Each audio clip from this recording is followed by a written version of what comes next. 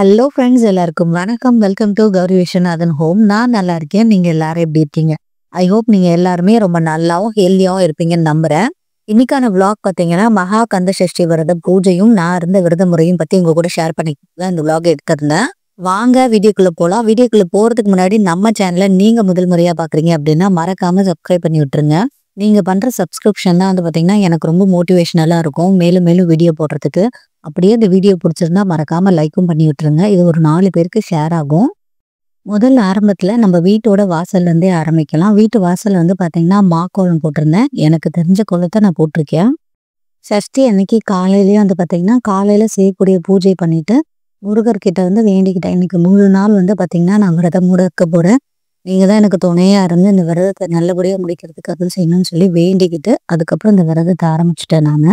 நான் வந்து பாத்தீங்கன்னா 6 நாட்கள் வந்து கந்த சஷ்டி விரதம் இருக்கிறதா முடிவு பண்ணியிருந்தேன். அதுல வந்து பாத்தீங்கன்னா 5 நாட்கள் வந்து பாத்தீங்கன்னா காலையில ஒரு பொழுது மட்டும் சாப்பிடாம இருந்து முருகனுக்கு பூஜை பண்ணி அந்த ஒரு பொழுது விரதத்தை கடைபிடிப்போம் 5 நாட்களுக்கு அப்படின்னு சொல்லி பிளான் பண்ணியிருந்தேன். அதே மாதிரிதான் பண்ணியிருந்தேன்.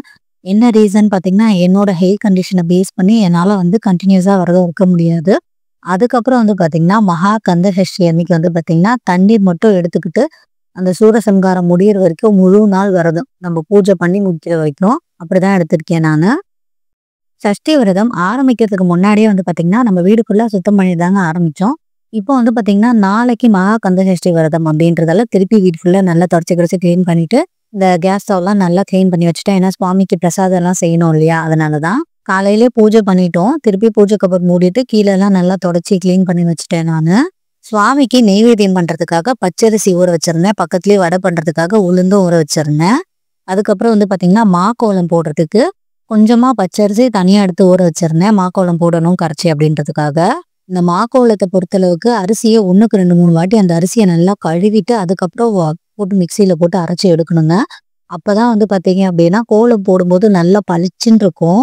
அரிசி மாவு கோலம் போடும்போது இன்னைக்கு ஃபுல் டே வந்து பாத்தீங்கன்னா தண்ணி மட்டும்தான் குடிச்சிட்டு செஞ்சோம் அப்படின்றதால ஒரு சில டைம்ல வந்து கொஞ்சம் கேராகி உட்காந்தேன். பட் ஆனா கொஞ்சம் தண்ணி குடிச்சிட்டு முருகா முருகான்னு சொல்லும் போது வந்து பாத்தீங்கன்னா உண்மையிலே எனக்கு எங்க இருந்து சக்தி வந்ததுன்னு தெரியல. கந்த சஷ்டி கவசத்தை போட்டுட்டு நான் பாட்டு சமைக்க ஆரம்பிச்சிட்டேன்.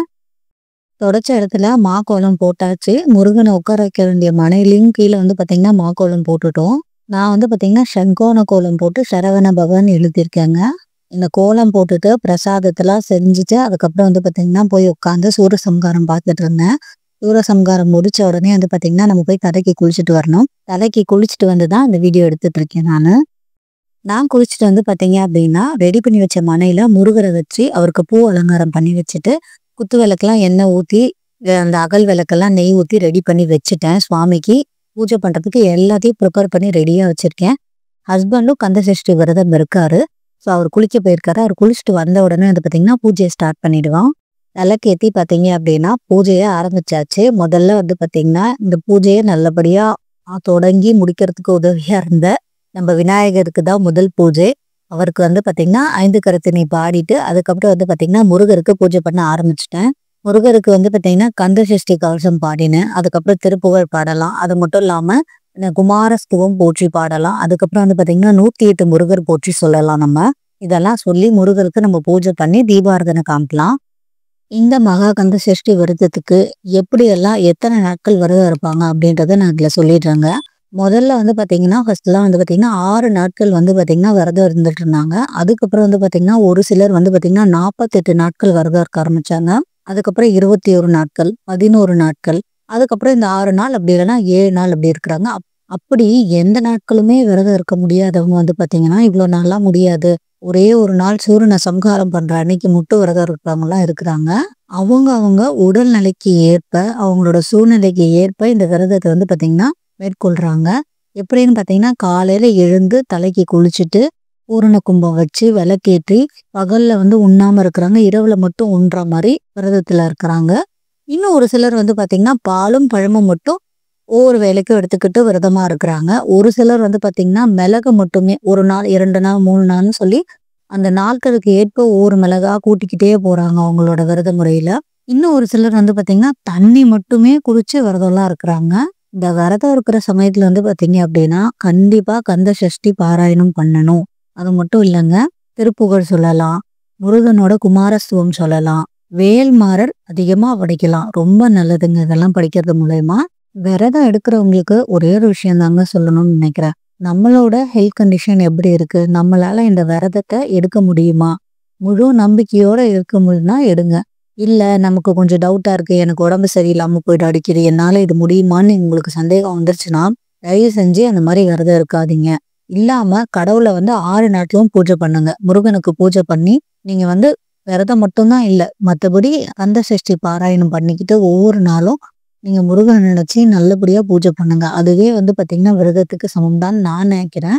இல்ல எனக்கு எந்த ஹெல்த் இஷ்யூஸும் கிடையாது. என்னால வந்து இந்த விரதத்த கண்டிப்பா முடிக்க முடியும் அப்படின்னு நீங்க முழு நம்பிக்கையோட இருக்கீங்கன்னா, தாராளமா இந்த விரதத்த எடுங்க. உங்களோட வேண்டுதல அந்த முருகன் கண்டிப்பா நிறைவேத்தி வைப்பாரு. இந்த மகா கந்த சஷ்டி விரதத்த நாம இருக்கிறதால நமக்கு என்னென்ன பலன்கள் கிடைக்கும் அப்படின்னு பார்த்துடலாமா? குழந்தை பாக்கியம் கிடைக்கும். அதுக்கப்புறம் பாத்தீங்கன்னா, திருமண தடைகள் இருக்கிறவங்களுக்கு திருமண தடை வந்து நீங்கும் அப்படின்னு சொல்றாங்க. இந்த பூஜை பண்றதால வந்து பாத்தீங்கன்னா, செல்வம் பெருகும். கடன் மற்றும் கஷ்டங்கள் நல்லபடியா தீரும் அப்படின்னு சொல்றாங்க. ரொம்ப நாளா ஒரு வேலைக்கு ட்ரை பண்ணிட்டு இருக்கேன். எனக்கு வேலையே சரியா கிடைக்கல அப்படின்றவங்க கண்டிப்பா இந்த சஷ்டி விரதத்தை இருங்க. கண்டிப்பா உங்களுக்கு ஒரு நல்ல வேலை கிடைக்கும். இந்த சஷ்டி விரதத்தை இருக்கிறவங்களுக்கு மன நிம்மதி, உடல் வந்து நல்லபடியா இருக்கிறது, நோய்கள் வந்து தீர்றது, அதுக்கப்புறம் வந்து பாத்தீங்க அப்படின்னா பகையெல்லாம் விலகும் அப்படின்னு சொல்றாங்க.